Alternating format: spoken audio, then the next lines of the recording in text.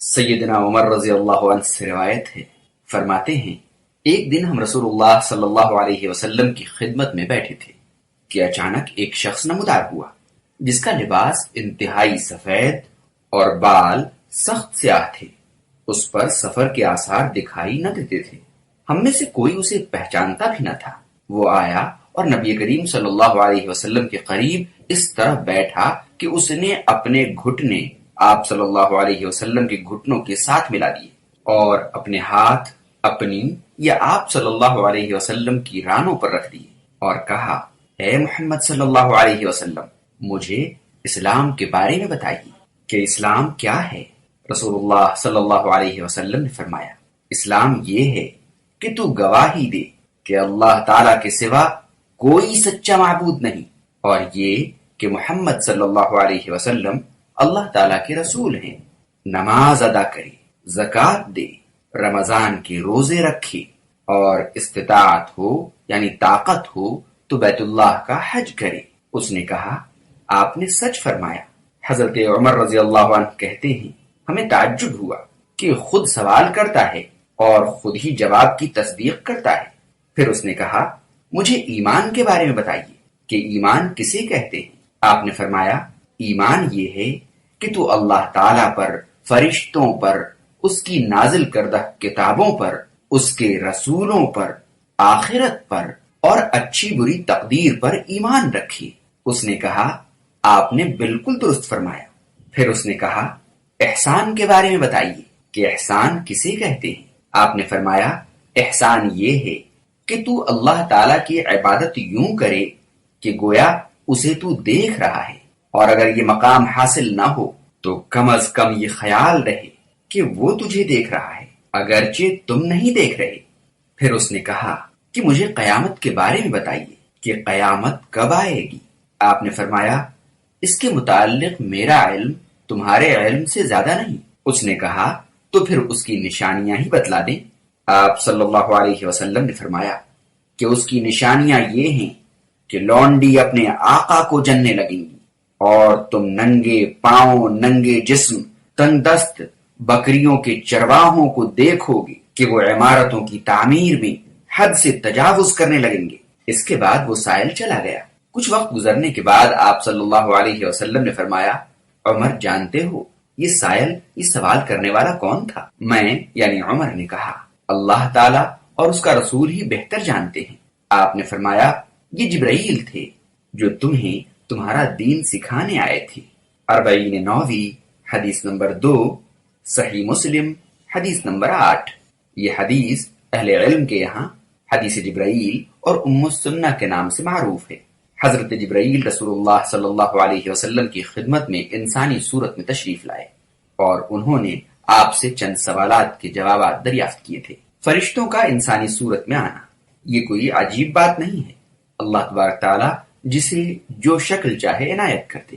اسی کے پیش نظر حدیث میں صراحت موجود ہے کہ آنے والا شخص کوئی انسان نہیں بلکہ جبرائیل علیہ السلام تھے۔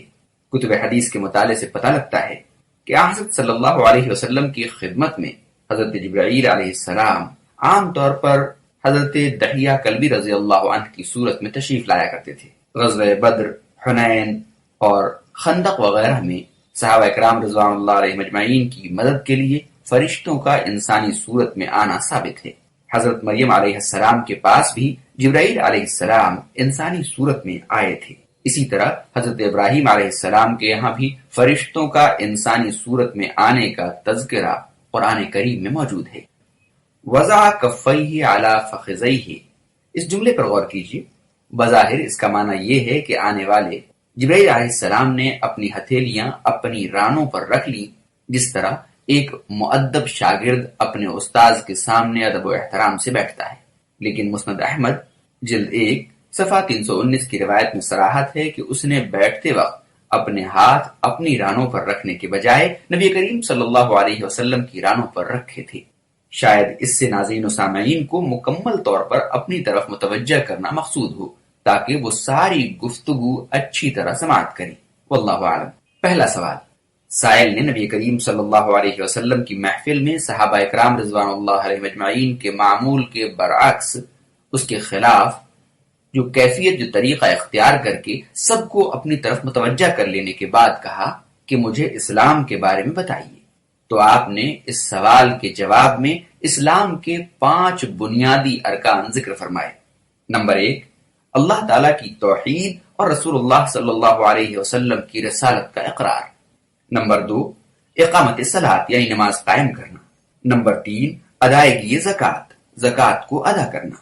نمبر 4، صیام رمضان یعنی رمضان کے روزے رکھنا۔ نمبر 5، استطاعت کی صورت میں بیت اللہ کا حج کرنا۔ دوسرا سوال، عقائد اسلام۔ سائل نے اپنے سوال کا جواب سن کر اور تائید و تصدیق کرنے کے بعد دوسرا سوال کیا کہ آپ مجھے ایمان کے متعلق کچھ بتائیں۔ آپ نے اس کے جواب میں اسلام کے بنیادی عقائد کا ذکر فرمایا۔ نمبر 1، اللہ تعالیٰ پر ایمان۔ نمبر 2، اس کے فرشتوں پر ایمان۔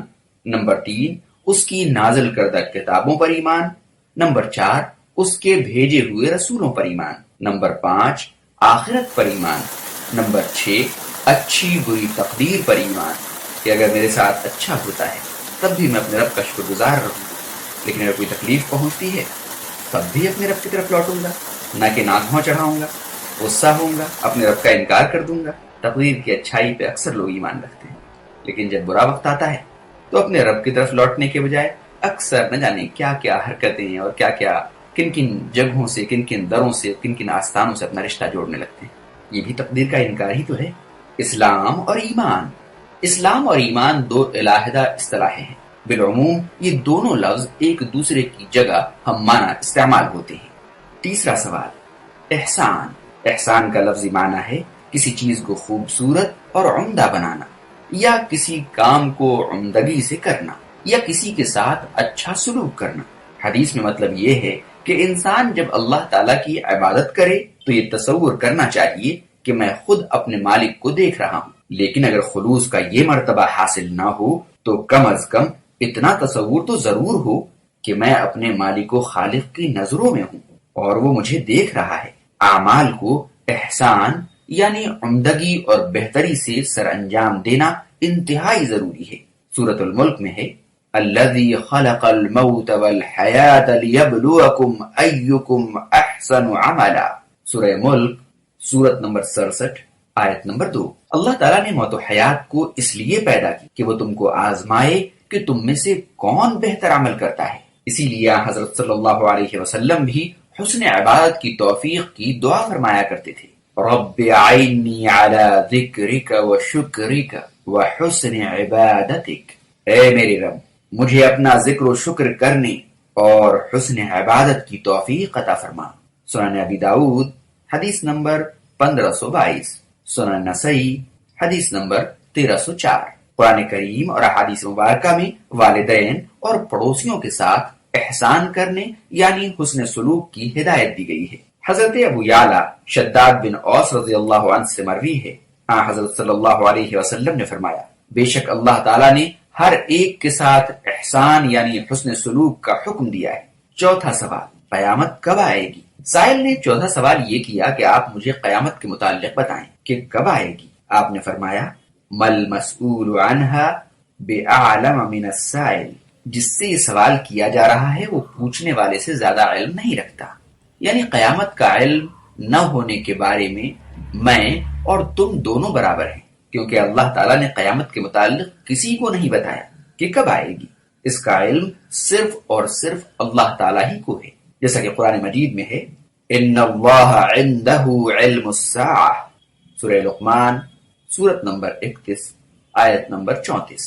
بے شک قیامت کا علم صرف اللہ ہی کو ہے۔ پانچواں سوال، علامات قیامت۔ جب حضرت صلی اللہ علیہ وسلم نے قیامت کے متعلق لا علمی کا اظہار فرما دیا تو سائل نے کہا، اگر قیامت کے وقوع کا حتمی علم نہیں تو کم از کم اس کی علامات ہی بیان فرما دیں۔ تو آپ نے فرمایا، جب لونڈی اپنے مالک کو جنم دے، یعنی اولاد اپنے والدین کی نافرمان ہو، اور اولاد اپنی ماؤں سے اس طرح خدمت لے اور ایسی ذلت آمیز سلوک کرنے لگے جیسے آقا اپنی لونڈیوں سے کرتے ہیں۔ آج کے زمانے میں اولڈ ہوم اس کی سب سے بہتر مثال ہے۔ کیا والدین کو بھی اولڈ ہوم کی ضرورت ہے؟ جس نے سب کچھ بنایا اسے اولڈ ہوم جانا پڑے؟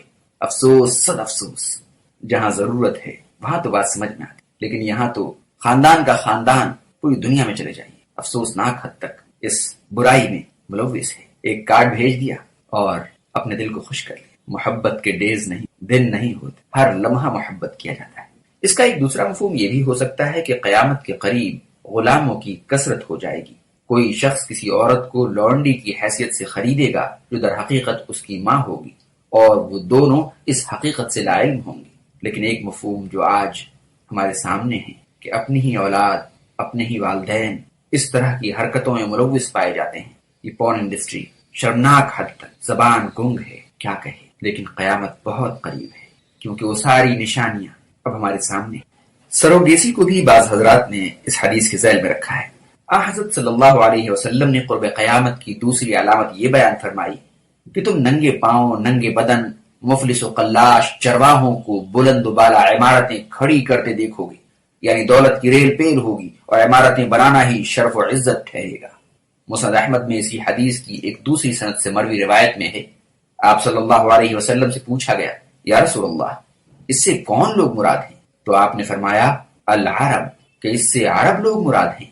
دیکھیے مسند احمد، موجودہ دور میں ہم دیکھ رہے ہیں کہ اہل عرب جو کچھ عرصہ قبل تک واقعی تنگ دست، مفلس، قلاش تھے، ان کے پاس پہننے کو جوتا اور لباس نہ ہوتا تھا، جانور پال کر ان کی زندگی گزرتی تھی۔ آج ان کے پاس دولت کی ریل پیل ہے اور کئی کئی منزلہ بلند بالا عمارتیں ہی کے مالک نہیں ہے، بلکہ دنیا کی بلند ترین عمارتیں اب اسی خطے میں بن رہی ہیں اور اس میں مسابقت و مقابلہ ہو رہا ہے۔ علامات قیامت سب کی سب بری نہیں ہوتی، جن کو اللہ اور اس کے رسول نے حرام قرار دیا ہے ان علامات سے اپنی حفاظت کرنا چاہیے، کیونکہ علامات قیامت میں سے محمد عربی صلی اللہ علیہ وسلم بھی ایک علامت ہے۔ اس لیے کسی کے ہاں علامت قیامت میں سے کچھ کا پایا جانا اس بات کی دلیل نہیں کہ وہ برا ہے۔ ہمیں ضروری اس بات پر غور کرنا چاہیے کہ جن چیزوں کو اللہ اس کے رسول نے حرام قرار دیا ہے وہی علامت قیامت کا کسی کے ہاں پایا جانا برا ہے۔ حدیث جبرائیل کی اہمیت، اہل علم نے اس حدیث کی اہمیت و جامعیت کے پیش نظر اسے ام الاحادیث، ام الجوامع اور ام السنہ قرار دیا ہے، کیونکہ اس میں اسلام کے ارکان، اس کے بنیادی عقائد اور تمام اعمال کی روح یعنی احسان اور دنیا کا انجام یعنی قیامت تک کا ذکر ہے۔